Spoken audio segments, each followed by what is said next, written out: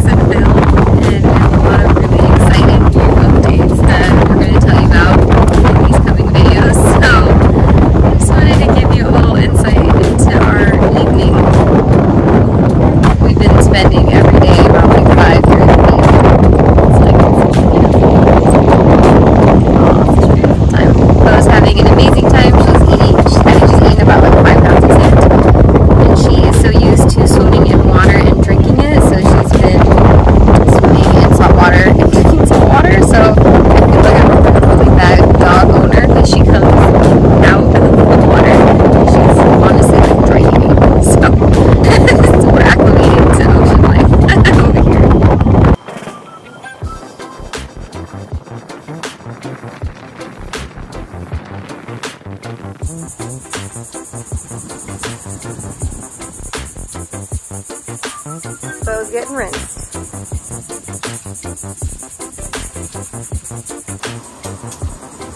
Oh, Bo, it's okay.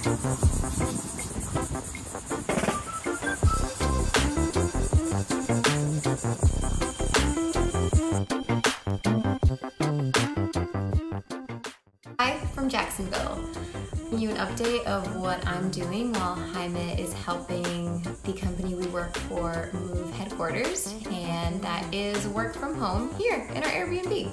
I do have some exciting news though, and that is that I have my author proof of my book.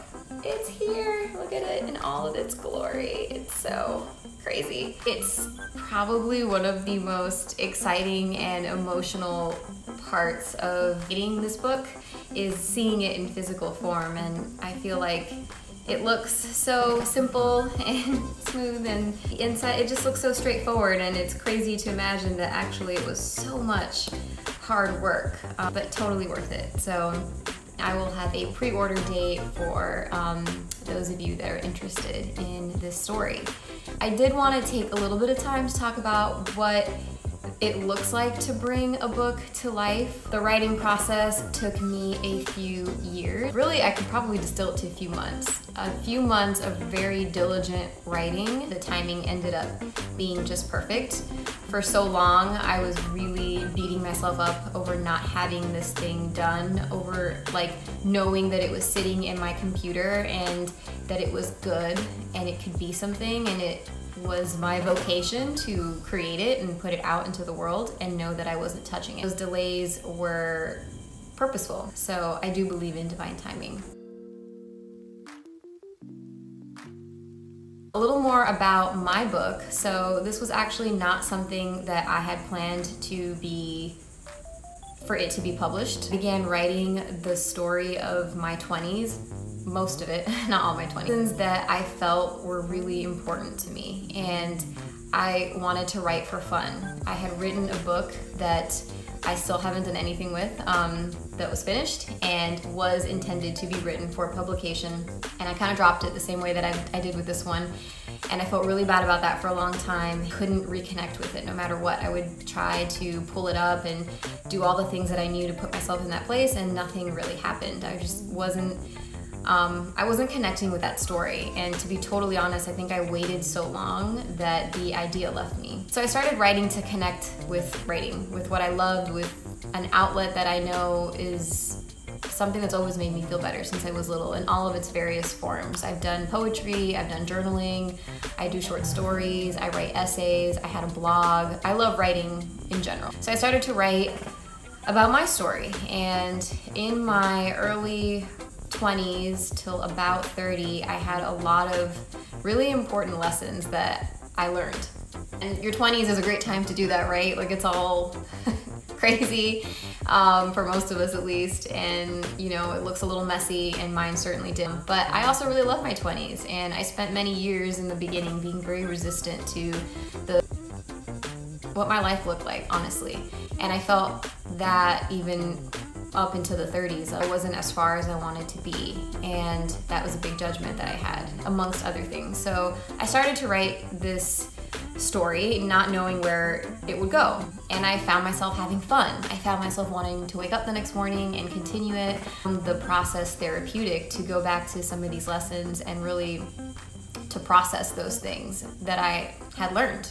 Kind of just snowballed from there. I began to show it to a few other people who then told me, you need to make this into a book and you need to publish it. This would be so great. And I began to reread it with a little bit more of a removal. And I realized that I had written the book I would have really wanted to read when I was 23 years old. Probably it was a really sobering time in my life. I had just graduated from college. I was working my first job. There was a major recession, so I was moving back home with my parents. I had just broken up with someone who I thought, was the love of my life, and it was a really shitty time. And I had such a different expectation of what 23 was supposed to be. I thought I would be engaged to my high school sweetheart. I thought I would have this super high paying job at a magazine in New York. Definitely not where I was. So everything in the story really begins there. The resounding message is to embrace whoever and wherever you are in your life, no matter what it looks like. I'm at the part of the process where I have now received the proof of my book, and it looks great. It looks amazing. If I saw it on the shelf, I would totally get it, and that's me, but clearly I wrote it for, a younger version of myself. And it's amazing, and that's what I do with my day. It's really partly working and partly getting this book to be out there. So that's pretty much my spiel, and that's what I'm up to today, in addition to walking Bo and then spending the evening at the beach.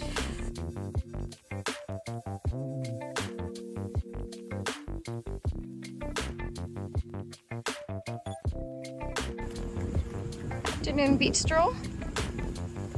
Nice.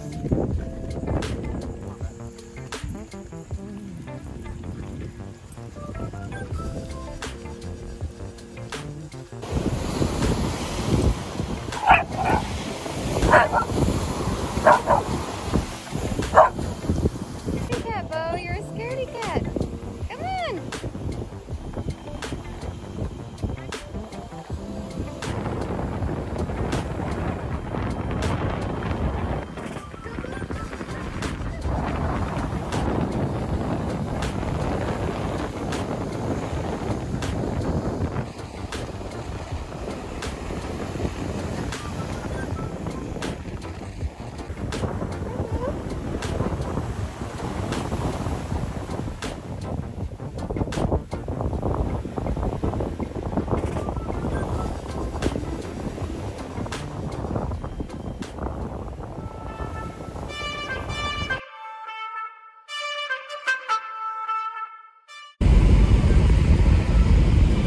Jacksonville.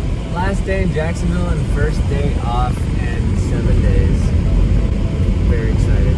This might not be a super exciting video of everything you can do in Jacksonville. It's here's what it looks like to work remotely or go on a business trip in Jacksonville. Yeah. The company we work for just relocated from Miami, Florida to Jacksonville, Florida, and so it's very exciting.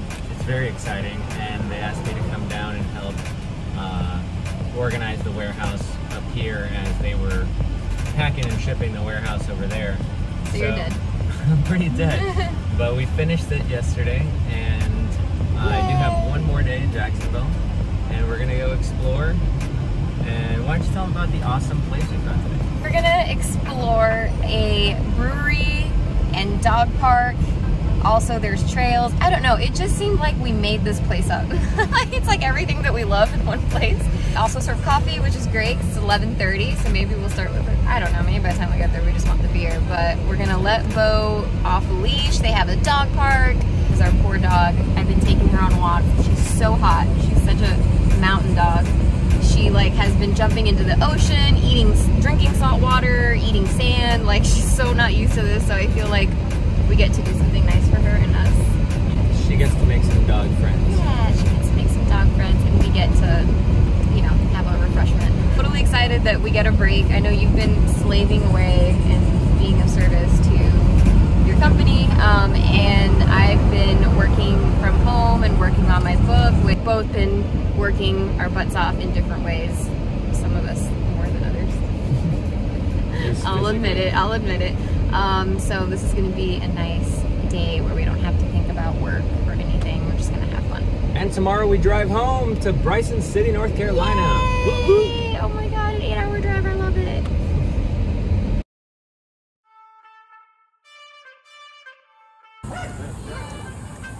Bo's so excited. Hey, they're open. I don't know, let's see.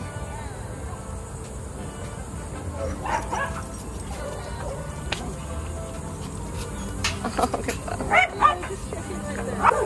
All right, dog heaven. Bo's in dog heaven. There she is, making friends. This is crazy. Dogs. There's a bar. There's a tiny little Airstream with pet stuff. This is the coolest thing I've ever seen. There's Bo having fun. How cool is this? Rough-free. All around badass. Absolutely. Most amazing dog park ever. Now we're gonna go out to the bar to grab a drink. So we are about 30 minutes into being at this awesome dog park. All the dogs are playing there. And this is what happens when you bring a mountain dog to a beach town in Florida in the middle of August.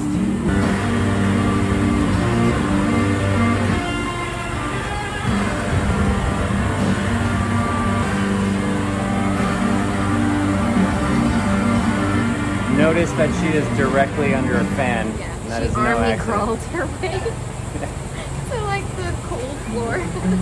Yeah, she's just enjoying right now the fan action. How you doing, Bo? Not used to this Florida heat?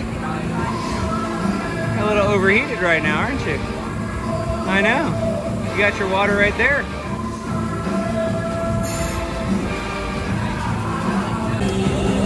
So we just got Bo her first doggy ice cream ever. And this is what's happening. How is it, Bo?